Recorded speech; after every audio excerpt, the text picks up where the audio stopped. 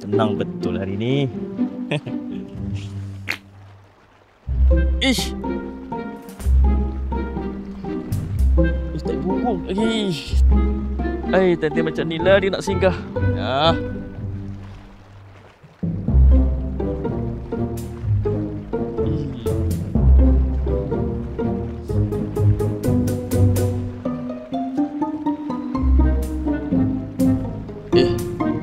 Lain pula tak ada ni. Asal hari ni semua tak kena sangat ni. Ya abang ni, nasib baik tak jatuh. Abang tak bayar zakat itulah. Tadi ayah dah ajak bayar, abang nak healing konon. Abang tahu tak dalam rezeki abang tu ada hak orang lain. Sampai bila abang nak teruskan ambil hak orang? Budak ni. Yelah, nanti apa pergi bayar lah. Rasha yang muda ni pun tahu yang zakat tu wajib. Lagi-lagi bila Rasha tengok collection gold abang tu macam banyak je.